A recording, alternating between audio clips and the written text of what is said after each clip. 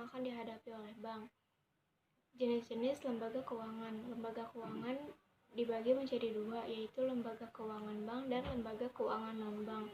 Lembaga keuangan bank. Pertama, Bank Sentral. Bank Sentral adalah sebuah instansi yang bertanggung jawab atas kebijakan moneter di wilayah negara Indonesia. Bank Sentral berusaha untuk menjaga stabilitas nilai mata uang, stabilitas sektor perbankan, dan sistem finansial secara keseluruhan. Bank Umum. Bank umum adalah bank yang melaksanakan kegiatan usaha secara konvensional dan atau berdasarkan prinsip syariah, yang dalam kegiatannya memberikan jasa dalam lalu lintas pembayaran.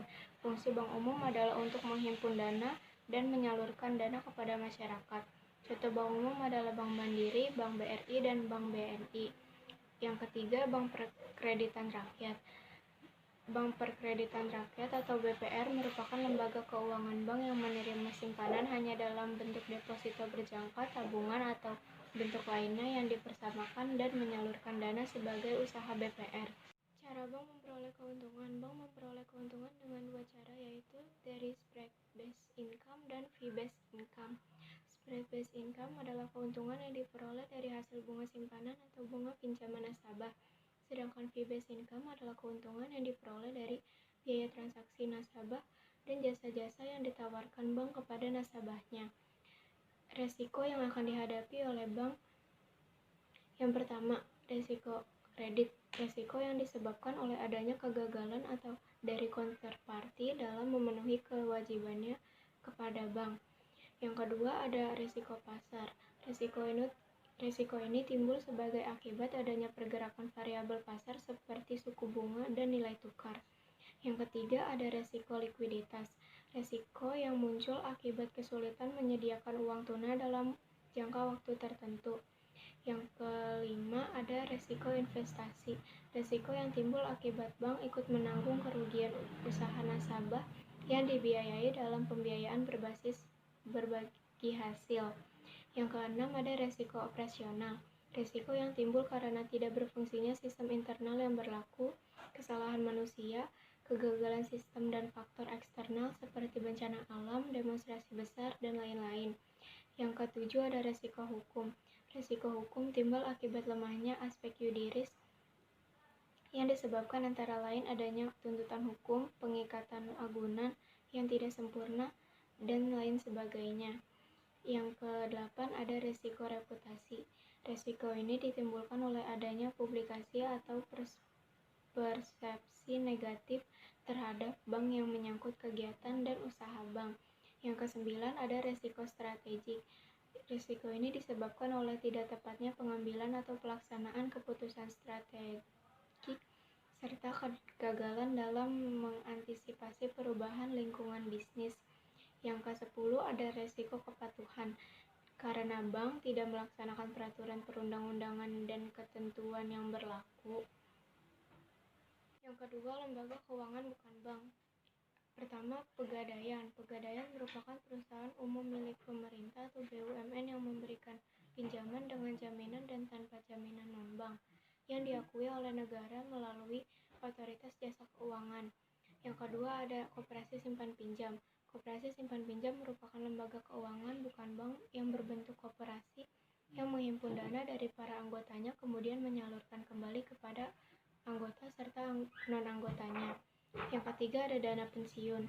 Perusahaan dana pensiun merupakan jenis badan usaha yang memiliki kegiatan menyediakan dana pensiun atau jaminan masa tua dengan cara mengumpulkan dana melalui pemotongan gaji karyawan setiap bulannya ketika seseorang masih aktif bekerja. Yang keempat, ada pasar modal. Pasar modal merupakan lembaga keuangan bukan bank yang menjadi tempat jual beli surat-surat berharga berjangka panjang.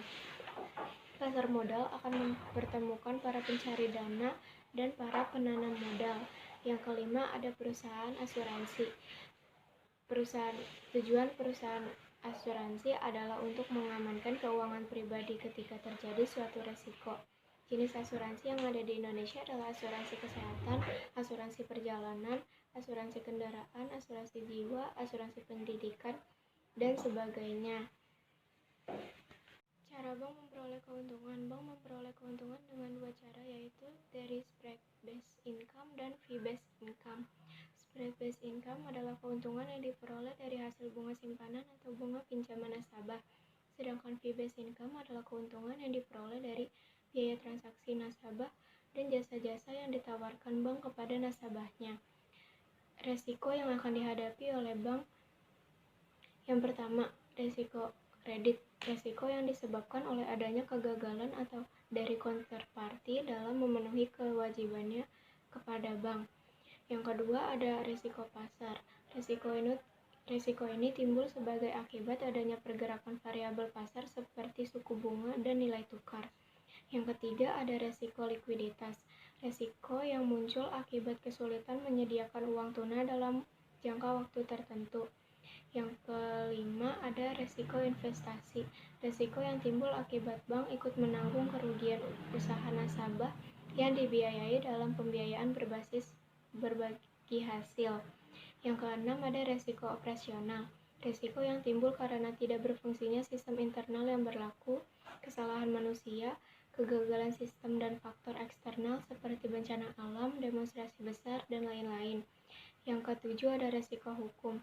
Resiko hukum timbul akibat lemahnya aspek yudiris yang disebabkan antara lain adanya tuntutan hukum, pengikatan agunan yang tidak sempurna, dan lain sebagainya. Yang kedelapan, ada resiko reputasi. Resiko ini ditimbulkan oleh adanya publikasi atau persepsi negatif terhadap bank yang menyangkut kegiatan dan usaha bank. Yang kesembilan, ada resiko strategik. Risiko ini disebabkan oleh tidak tepatnya pengambilan atau pelaksanaan keputusan strategik serta kegagalan dalam mengantisipasi perubahan lingkungan bisnis. Yang kesembilan, ada risiko kepatuhan, disebabkan karena bank tidak melaksanakan peraturan perundang-undangan dan ketentuan yang berlaku.